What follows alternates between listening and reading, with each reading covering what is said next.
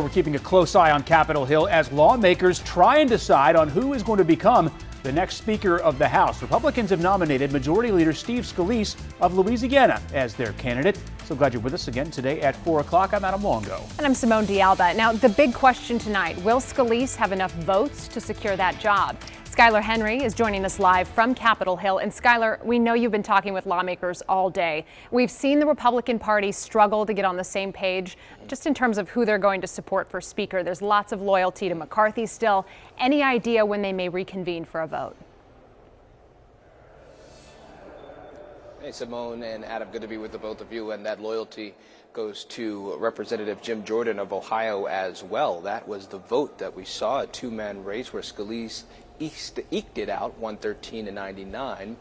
Now the big question is, ultimately, can they all get behind Steve Scalise? There has been no real indication that we will see a vote today. The House met at 3 p.m. and ultimately adjourned.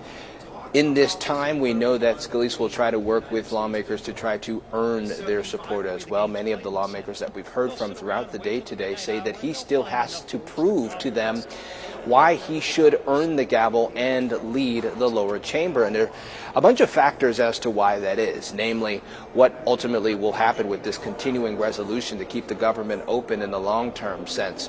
What will happen in terms of Ukraine funding and now funding for Israel as well as other issues that other Republicans had along the way. That includes deeper spending cuts, going after the Biden administration over a range of issues as well as situations down at the border, putting more resources down there to help with Border Patrol. And so I think now is the time that we'll see Scalise try to jockey for more support before they bring this to the House floor for a full vote. Right, but Skylar, it just seems so unlikely that he'll be able to, Scalise, get those 99 votes within the Republican conference that went for Jim Jordan. He'd only be able to afford to lose 4 of them to get to 217. So do we know what the next step is here? Because we do know that Republicans want to avoid what we saw in January, which was 15 painful ballots to get to a speaker.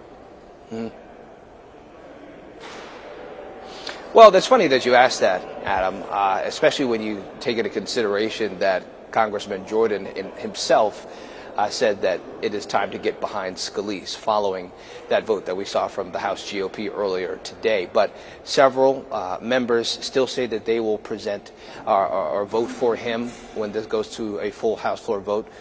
Former Speaker Kevin McCarthy will also earn at least 1 vote as well.